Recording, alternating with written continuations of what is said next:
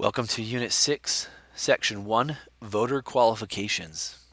In this section, in this unit, we're going to be looking at how we vote, how we register to vote, and what the voting process looks like, and what some problems are, and what specifically are some things going on with voting right now.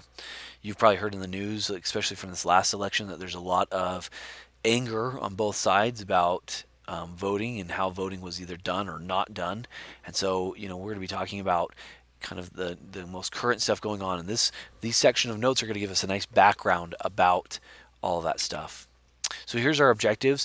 Our focus question, or the standard that we're going to be looking at and we're going to try to understand, is the electoral process a good process? The way that we vote, the way that we're doing it, and ultimately the Electoral College itself, is it a good process? Is it good for the United States? Is there a better process out there? Okay. Then you've got objective one. What are voter registration requirements to vote? So if I want to be able to vote and I register to vote, what are those requirements? Objective two, should voter registration be more rigorous or more accessible? Now, this is going to be an opinion piece, and it's something that you're going to have to decide for yourself. Rigorous meaning, should voting be tougher? Should we have more like voter ID law? Should we have more like, proving who you are? Or should we make it more accessible? Should we let, mail-in balloting? Should it be more just like letting people vote, anybody vote that's a citizen of the United States? And then objective three, what are Idaho state registration requirements? Okay, and this we're going to be looking at a little bit more when we do a worksheet in class. Okay, so those are our objectives. So first off, there's some what we call universal requirements, meaning in the United States, there are three things that all voters, no matter where you're at, all 50 states, you must follow. Okay, and if you satisfy these qualifications, then you should be able to vote in some way. Now, there might be from state to state different ways that you have to prove it, but if you do these three things, you should be able to vote. So first and foremost, citizenship. You have to be a citizen of the United States in order to vote in our elections, okay? Second one is residence. You can't just vote anywhere. I can't live in Idaho and vote in Wyoming. I have to vote in Idaho. Okay, so you have to vote where your residence is at. The last one is age. You can states can have younger ages vote if they like. Some states have 17 years old of age as the age to vote, but all states must allow 18 years or older to vote. So you can have it. States can go younger if they like, but everyone must have 18 years of age be that. Now, it hasn't always been that way. That changed, especially during Vietnam and some other conflicts, and we'll talk about that more in a little bit. Okay, so that's really going to be what are the voter registration requirements to vote. That's going to be the first part of objective one. Now, again, that's the universal requirements. There are more rigorous things when it comes to state. And as you guys look at objective three here, which is what are Idaho states, you're going to see that maybe we have some other things that other states don't require, or maybe other states require things that we don't require. Okay, so let's talk about citizenship here. That first one first. Okay, alien, or what we call foreign-born residents who have not become citizens, they're generally not allowed to vote in any federal election. They might be able to vote, like in if their kids at a school thing and they get voted for, and they attend as a parent, they might be able to vote for that. But like they're not voting in federal elections, presidents, congressmen, congresswomen, anything like that. Okay, so they have to be born in the United States or have become a naturalized citizen in the United States. Okay.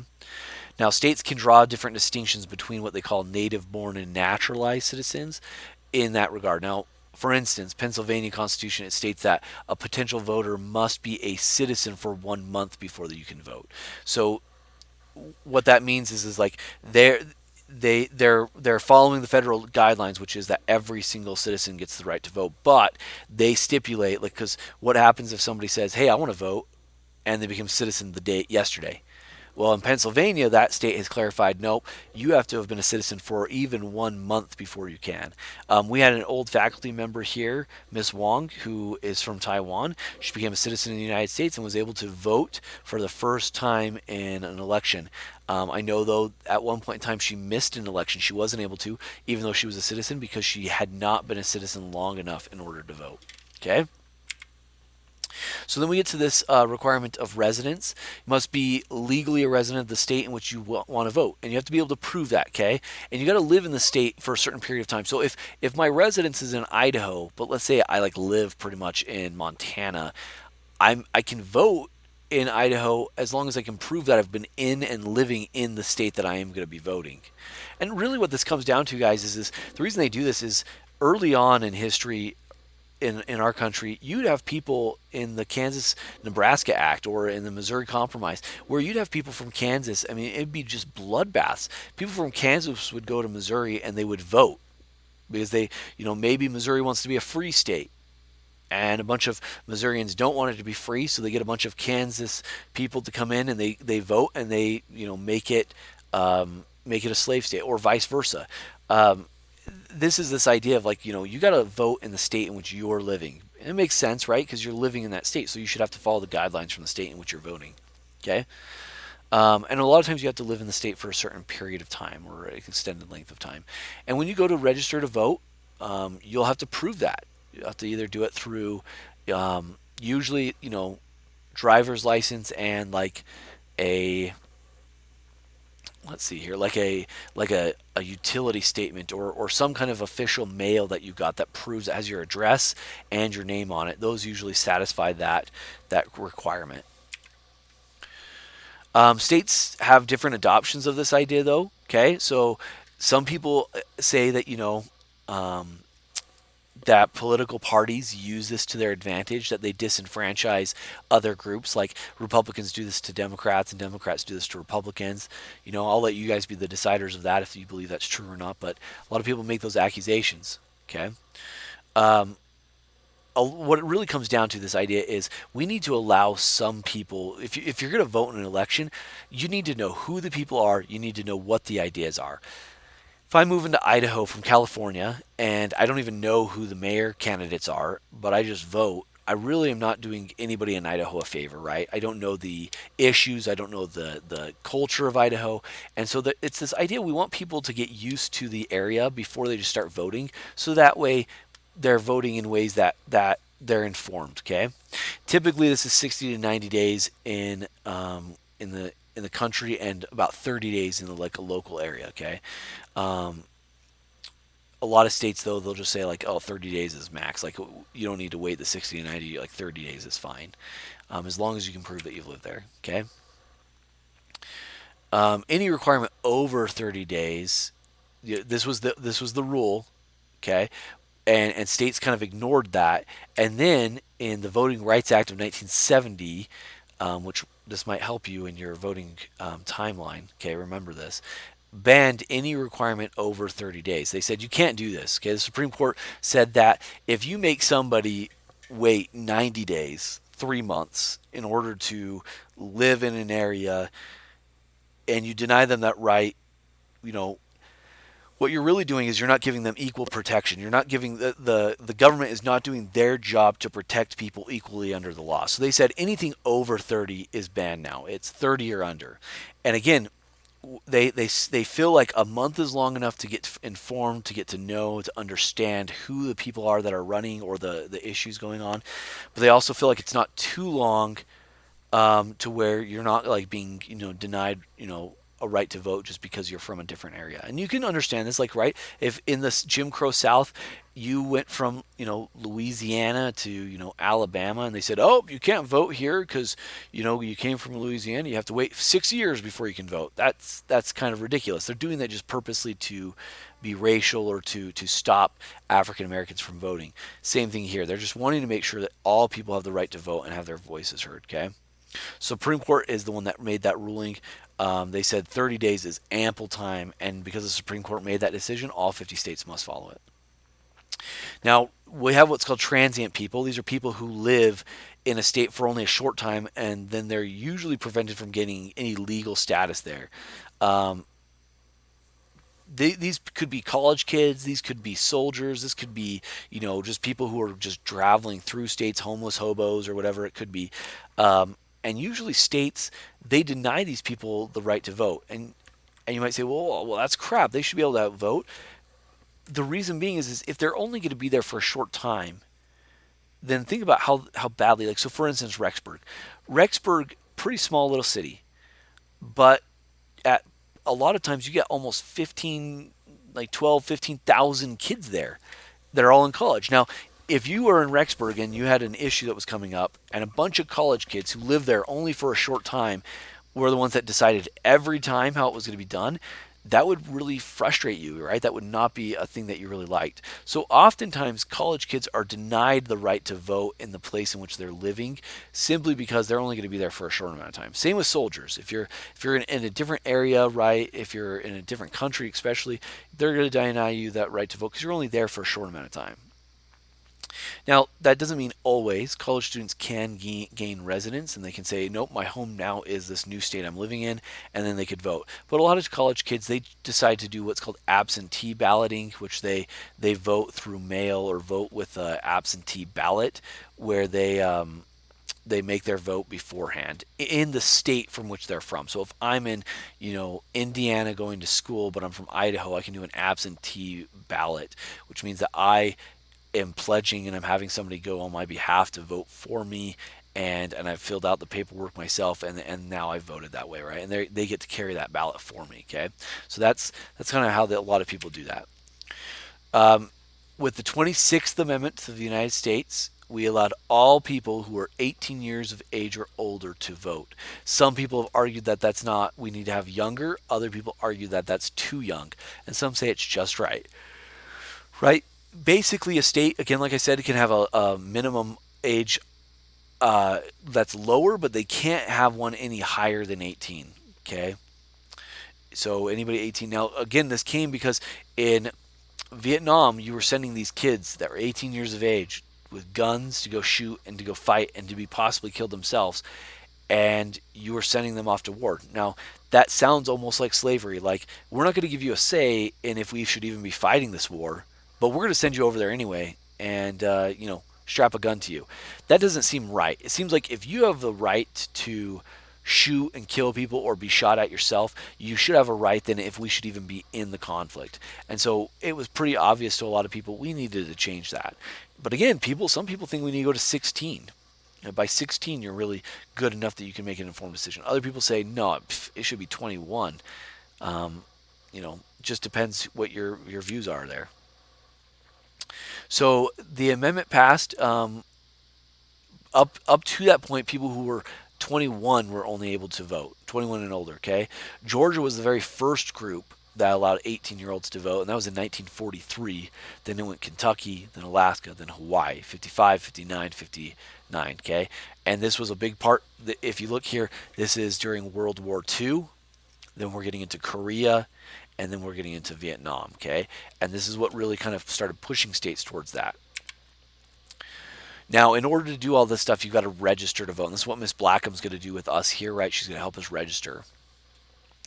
The procedure of voter identification, that's what registration is. You've got to prove who you are. So despite what some people say, there are certain ground level, everyone must register in these ways. Some people say like, oh man, anybody can just vote in that state.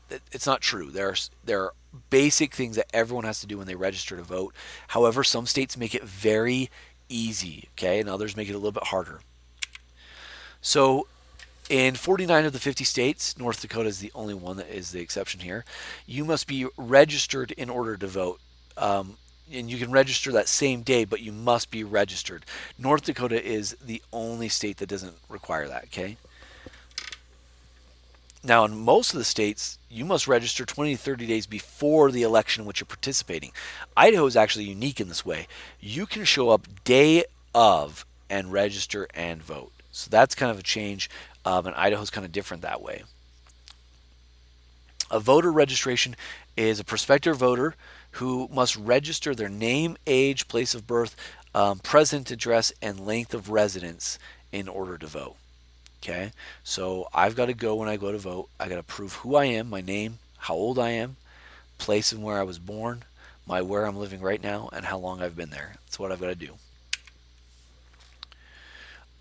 Now, in that, what they're going to do is they're going to have these big books, and these books have the names and addresses and stuff, and you vote based on your district, your precinct. And so You get to go to a voting spot. You can't just go anywhere to vote. I can't just show up here in Territon and vote, for instance. I live in Idaho Falls, and now I actually live in Shelley. So my precinct, I have to look it up and find it. It's really easy to find. They make it so easy. You can just Google it and figure out where your voting precinct is. But most of you out here, you either are at a church or you're at the community center, I think. We'll have to check with Miss Blackham, but it's pretty simple. Okay. Now, these books can fill up pretty big. And think about it. In a couple years, do you think people in a precinct, they change their address, they move? Yeah, people do that all the time, right? So every 4 years, people will purge their books. What they mean by purge is they're going to remove. If you haven't voted in the last couple years, they're going to remove your name from the book. Here's why. If they didn't do that, think about how big these books would get, and how useless it would be. Because I moved to Shelley, and if I'm still, but I could still be up in the books in Idaho Falls, and I probably am because I lived in Idaho Falls about 3 years ago, and they purge them about every four, so I'm probably still up there.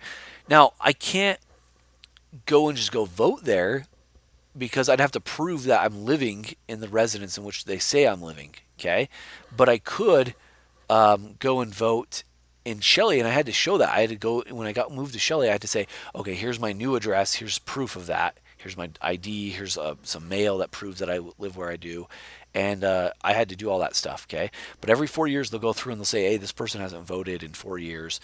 They either have moved, they don't vote anymore, or whatever, and then they'll take their name out of the book, and then they'll that person would have to re-register or have to reprove at least that they live where they do.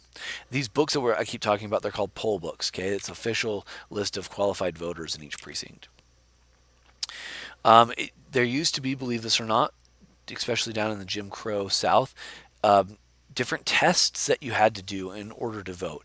There used to be a literacy test. A person had to be able to read and write in order to vote. Today, no state has voting stuff based on voting literacy. We realize that that's really kind of a stupid thing that was not fair, especially to African Americans. Now, the argument for it, why they say that they wanted a literacy test, is they're saying we don't want uninformed, uneducated people to vote. Well, here's the problem. They said that, but what they meant was we don't want black people to vote because black people were the vast majority were the illiterate people because they had never been able to go to school. They had been slaves, and so they hadn't been educated. So they'd give a white guy who was actually a lot of times in the South pretty illiterate themselves, and they'd give him something easy like the boy kicked the ball and he could then vote, and then they'd give this poor black guy some huge thing like Declaration of Independence or something, and he'd have to read that, and they really were just basically trying to make it so black people couldn't vote.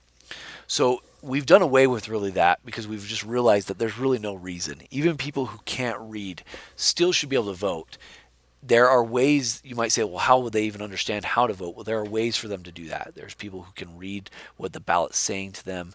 There are people who, descriptions and stuff, they could look up this stuff beforehand and be explained all that kind of stuff. So that way they could vote. Connecticut and Massachusetts had literacy tests until 1855. It was designed not so we talk about black people a lot, but this was designed for Irish Catholic immigrants to come into New England. It was trying to stop them from coming and having a voice. And again, like I said, the South had this for African Americans for a very long time. Okay, Congress banned this literacy qualification in 1970. They said in that 1970 Voting Rights Act, they said there's no reason to do this. Okay, in 1970, a lot of your parents were born, or definitely your grandparents were born, right? Also, there used to be a poll tax or a tax payment. This was basically you had to prove ownership of your property. Some people might look at it and say, well, you had to pay to vote. It wasn't to pay to vote. It was to say if you were a landowner, you only landowners were allowed to vote. And so, how do vote? Well, you can prove that you've paid land tax, and if you've done that, well, then you can vote. Again, though, the real intent was who doesn't own land? Well, a bunch of the African Americans, they don't own land. And so it was to try to stop them from voting. Now, the 24th Amendment outlawed poll taxes as a requirement for voting. It said that we can't do this anymore. And thank goodness, right? Because people having to own things in order to vote, it causes a big group of people not to have the ability to vote in an election. Okay, so there are still people today that are denied the ability to vote, and that might surprise you. You might say, "Well, why on earth would we deny anybody the right to vote?" Well, here's a couple reasons. Sometimes mentally incompetent people, we just, nothing against, people who have mental illness or whatever, but like if they're mentally incompetent, have severe cognitive impairments, severe autism, or other things like that, then they can lose their right to vote. And not because they did anything wrong, but because we don't want people, and I think a lot of us understand this, we don't want people to be voting who really don't understand and cannot understand an issue. This has been controversial. I've watched several people with Down syndrome who've argued that they should have the right to vote. That yes, even though they have a severe mental incompetency, they understand the issues well enough that they should be able to vote. Okay, so that's one group that's denied the right. Others are convicted of felonies or serious crimes. Okay, sometimes in some states, felons can get the right back to vote. They can go through a process where they can get their right to vote back. Other places, they're not allowed to do that. And a lot of that comes down to the type of crime in which was committed.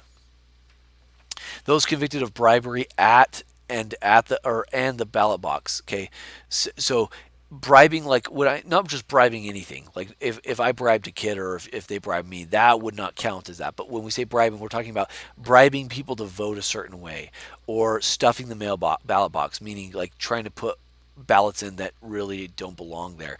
That can get you the right to vote taken away. Some states even have those who are dishonorably discharged from the military. They've denied them the right to vote.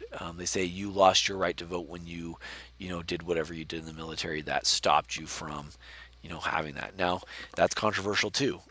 So I mean, these are people who are being denied the right to vote, and you should always consider the other side. Look at both arguments of it, but you're gonna have to decide if you think this is fair or not. Okay, folks. So that's the end of our notes there.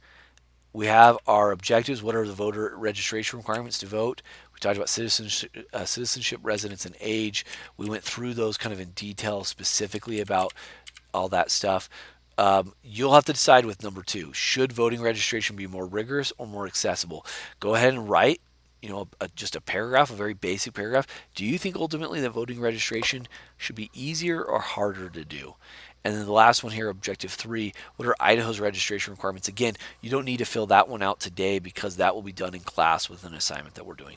Okay, thanks, guys.